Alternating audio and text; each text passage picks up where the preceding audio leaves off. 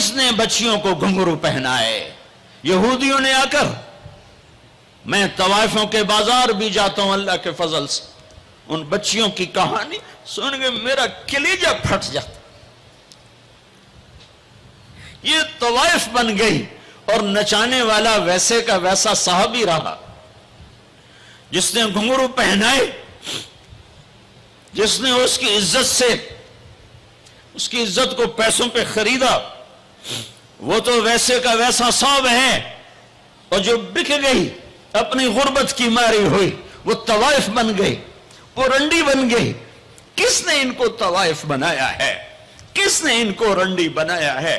کس نے انہیں گھنگرو پہنائے؟ ڈیفنس والوں نے نہیں پہنائے، کراچی، ملتان، لاہور والوں نے نہیں پہنائے، کس نے پہنائے ہیں؟ تمہارے اندر حیا ہوتا تو کسی غریب کی بیٹی کو گھنگرو نہ باندھنے پڑتے، مالدار سخی ہوتے تو کسی غریب کی بچی کی عزت نیلام نہ ہوتی۔ بنی اسرائیل میں ایک نوجوان تھا، کفل اس کا نام تھا، میرے نبی نے قصہ سنا ہے ترمذی میں۔ وہ روزانہ نئی لڑکی لاتا تھا اپنی عیاشی کے لیے۔ ایک رات ایک لڑکی کو لے کر آیا، 60 دینار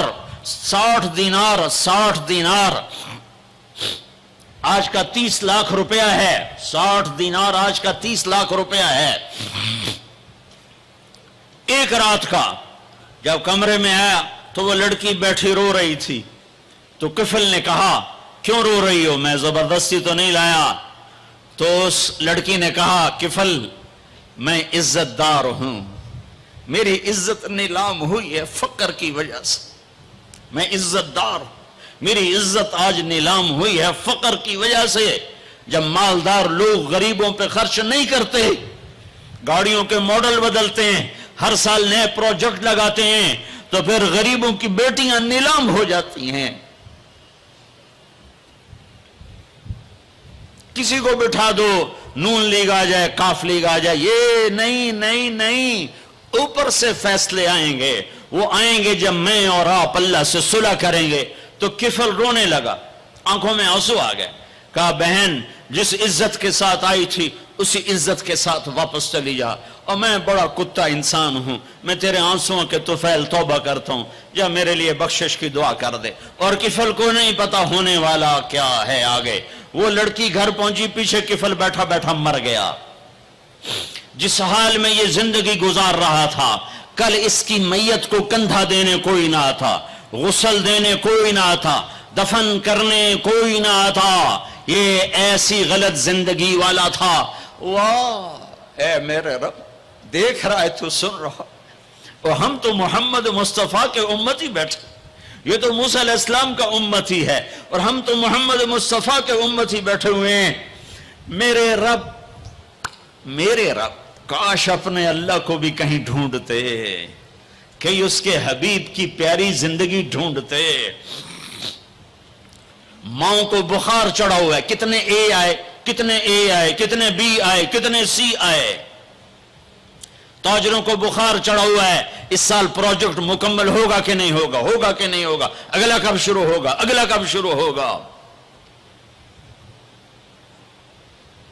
میرے رب نے اگلے دن جب صبح ہوئی اور لوگ اٹھے تو انہوں نے دیکھا تو کفل کے دروازے پر لکھا ہوا تھا بڑا نورانی چمکتا ہوا، ان اللہ قد غفر للکفل، اے لوگو اللہ نے کفل کو معاف کر دیا ہے۔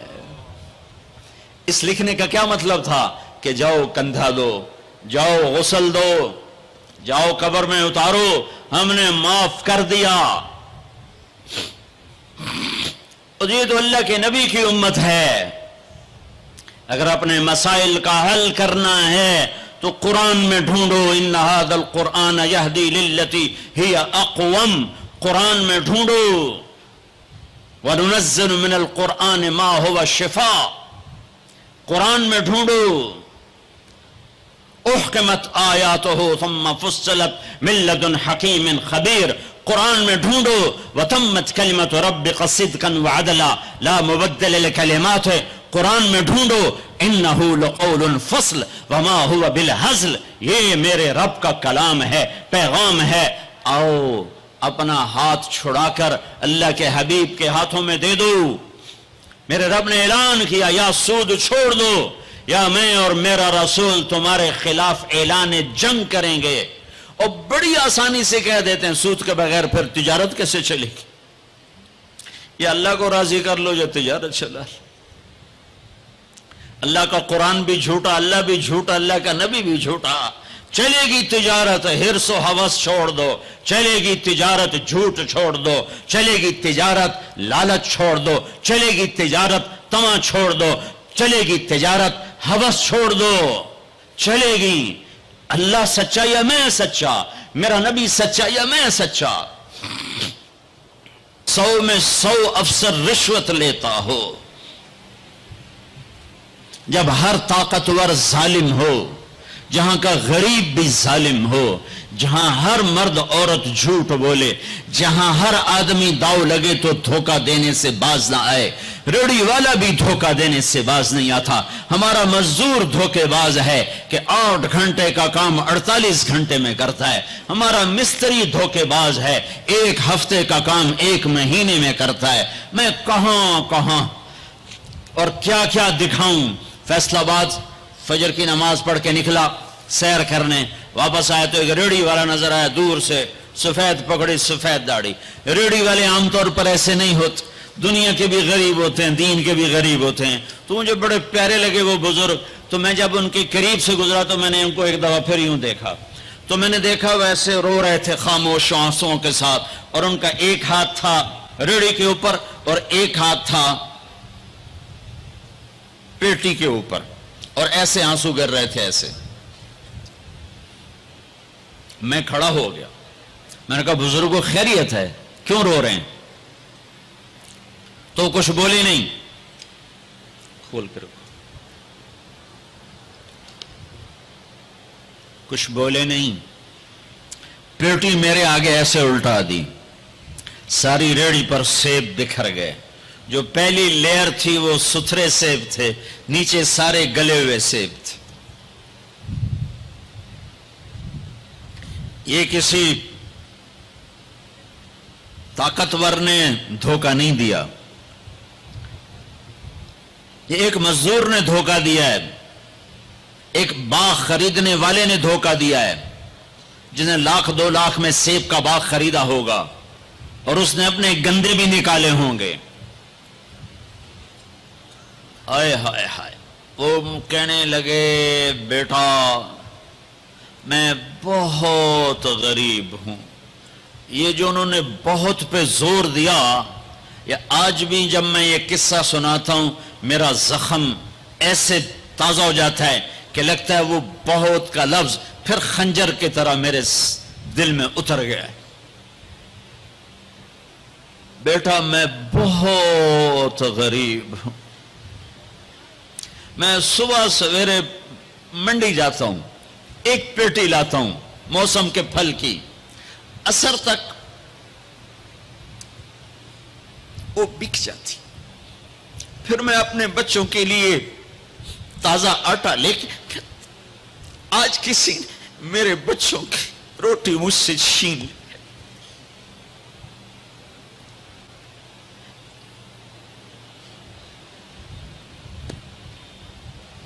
तुम्हारी पुलिस तुम्हें अमन कैसे देगी, तुम्हारी फौज तुम्हें अमन कैसे देगी, जब मैंने तुमने सब ने अल्लाह उसके रसूल से बगावत का झंडा उठाया। इन सब बड़े ताजरों ने बैंकों को आबाद किया हुआ है, इनका रोना क्या रो। छोटे छोटे लोगों ने भी सेविंग अकाउंट में पैसे रखे हुए हैं कि हमारे पैसे बढ़ रहे हैं, बढ़ रहे हैं, बढ़ रहे हैं। क्यों नहीं ख्याल आता कि हमने अल्लाह के साथ और उसके रसूल के साथ जंग की हुई। नमाज छोड़ दो अल्लाह नाराज है, शराब पियो अल्लाह नाराज है, रोजा ना रखो अल्लाह नाराज है, ज़कात ना दो अल्लाह नाराज, ये तो छोटे गुनाह। काफिर मुशरिक अल्लाह नाराज है। लेकिन इस धरती पर सिर्फ एक गुनाह है। अल्लाह के वास्ते मेरी सुनो, अकील ने बड़े बड़े लोग भी बुलाए होंगे, अल्लाह के वास्ते मेरी बात सुनो। میری فریاد سن. میں کوئی پیشہ ور خطیب نہیں ہوں, میں عقیل کے پیسوں پہ یہاں نہیں آیا ہوں. میری سنو, میرا رب کہتا ہے یا سود چھوڑ دو یا پھر میں اور میرا رسول تمہارے خلاف جنگ کریں گے. جس کے پاس 4 پیسے زیادہ آتے ہیں وہ بینک بنا کے بیٹھ جاتا, بینک خرید لے. پہلے اللہ سے صلح تو کرو. کہتے ہو چوریاں ہیں, ڈاکے ہیں, وہ بھی ہمارے اپنے ہیں. واللہ میں ان کے لیے دعا کرتا ہوں, بد دعا نہیں کرتا ہوں, دعا کرتا ہوں. چونکہ اگر یہ اس حال میں مر گئے تو بڑی خوفناک جہنم میں جائیں گے, اور یہ میرے نبی کے امتی ہیں. نہ انہیں اللہ کے نبی کا دیدار نصیب ہوگا نہ اللہ کا دیدار نصیب ہوگا. اور جہنم کی آگ اس سے الگ ہے.